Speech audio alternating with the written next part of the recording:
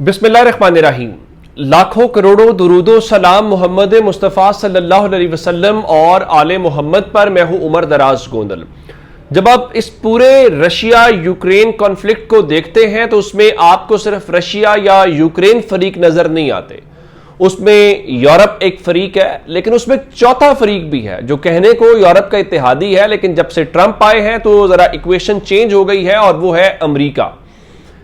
अब इस सबके बीच में होना तो यह है कि जब वो कह रहे हैं कि नेटो मश करेंगी तो हम इसको यूं समझेंगे कि हमारे खिलाफ पोटेंशियल वॉर की तैयारी हो रही है।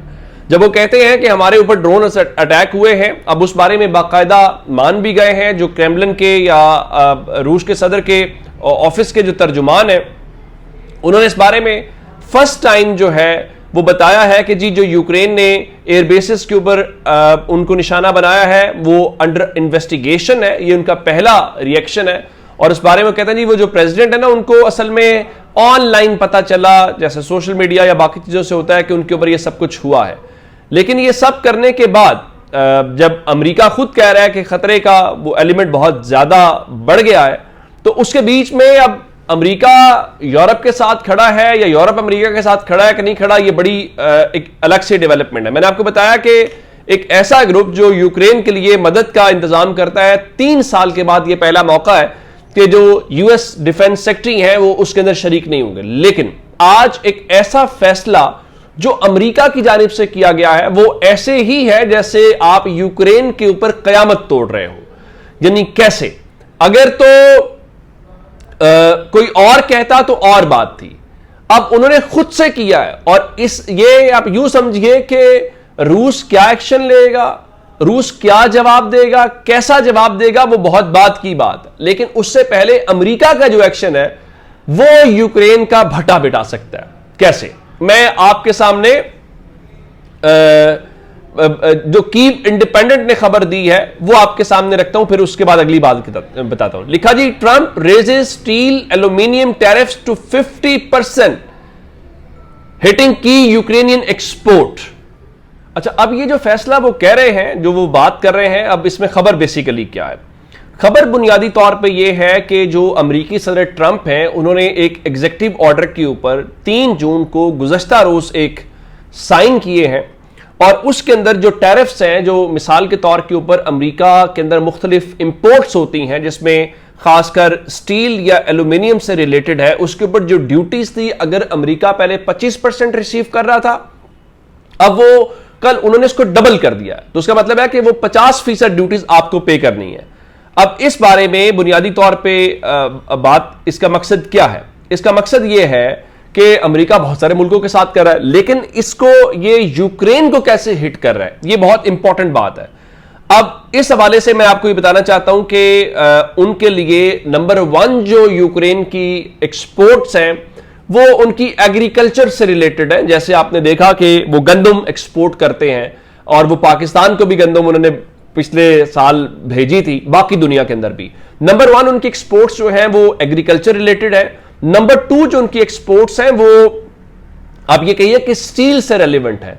और अगर एक ऐसा मुल्क जो ऑलरेडी जंग के अंदर हो और उसने एक्सपोर्ट से ज़र मुबादला कमाना है, फॉरेन रिजर्व्स कमाने हैं, तो उन फॉरेन रिजर्व्स के ऊपर ही आप लगा रहे हैं और वो एक बड़ी जो एक्सपोर्ट है वो वहां पे अमेरिका में करता है। तो इसका मतलब क्या है? इसका मतलब बड़ा सीधा साधा है कि ट्रंप ने सीधा साधा हिट किया है और वो आप यूक्रेन की जो इंडस्ट्री है, स्टील इंडस्ट्री, आपने उसका भट्टा बिठा दिया। अब इसके ऊपर मुझे ये बताइए कि क्या जो रूस के सदर पुतिन है वो क्या खुश होंगे कि वो खुश नहीं होंगे? जाहिर है वो खुश होंगे और वो इसलिए भी खुश होंगे कि कहने को अमेरिका उनको मिलिट्री एड दे रहा था, फाइनेंशियल एड दे रहा था, बाकी सब कर रहा था।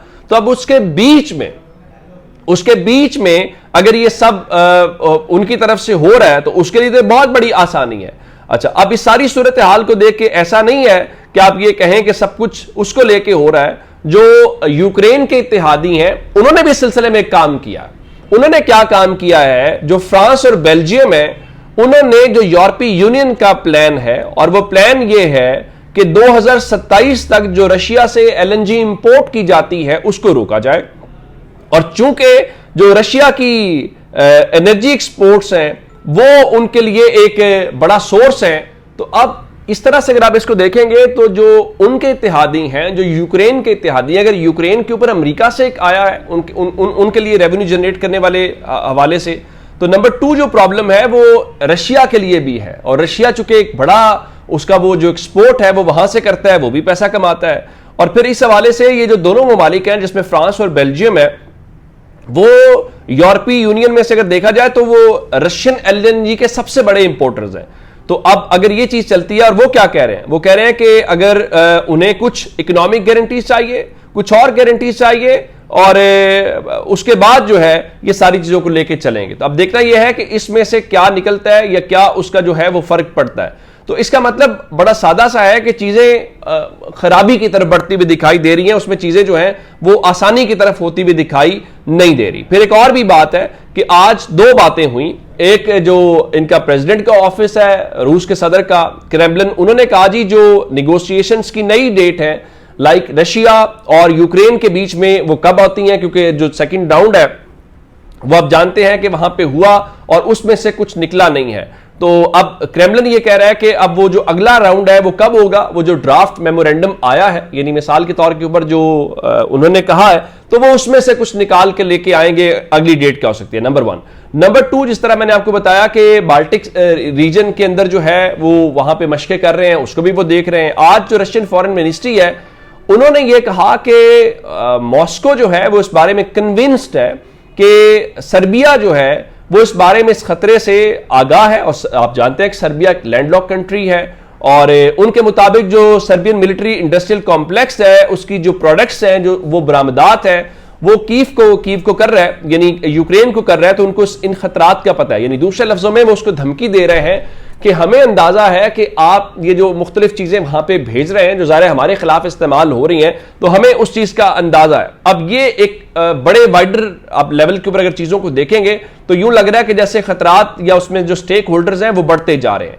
एक डेवलपमेंट और है, और वो डेवलपमेंट मैंने आपको बताया था, जो क्राइमिया के अंदर इनका पुल या ब्रिज है उसको नुकसान पहुंचा, और उसको नुकसान पहुंचने के हवाले से जो यूक्रेन है उसने तो कल बाकायदा न सिर्फ वीडियो जारी की, और उनके लिए तो एक बड़ी अचीवमेंट है, लेकिन दूसरी तरफ जो रशियन मीडिया था वो सिर्फ और सिर्फ तस्वीरें जारी कर रहा था उस ब्रिज की रात की, जिसमें बताया जा रहा था कि जनाब वो जो खूबसूरती है वो उसमें इजाफा हुआ है। लेकिन आज पहली बार जो है उन्होंने इस हवाले से मान लिया है कि जनाब उस ब्रिज के ऊपर अटैक हुआ है और उनका नुकसान हुआ है, मतलब ब्रिज के ऊपर अटैक हुआ, लेकिन रशिया ये नहीं मान रहा कि उसका नुकसान हुआ है। और उनके मुताबिक वो ना जी उन्होंने अटैक तो किया है लेकिन किसी किस्म का जो नुकसान है वो नहीं हुआ, और जो इस वक्त उनका वो पुल या ब्रिज है उनके मुताबिक वो फंक्शनल है और उसको किसी किस्म की जो प्रॉब्लम है, लिखा जी nothing was damaged, the bridge is working,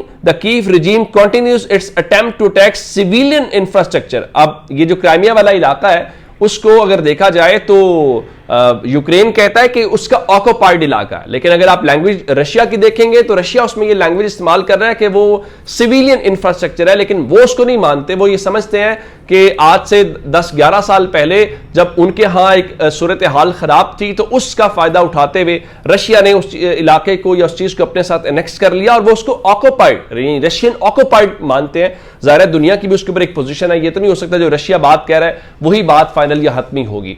तो ये चीजें हैं, इस वक्त अपडेट्स हैं, हर लम्हे के साथ सूरत हाल वहां पे इवॉल्व होती दिखाई दे रही है। तो मजीद अपडेट्स आपके लिए लेके आएंगे। अपना बहुत सारा ख्याल रखिएगा। खुदा हाफिज।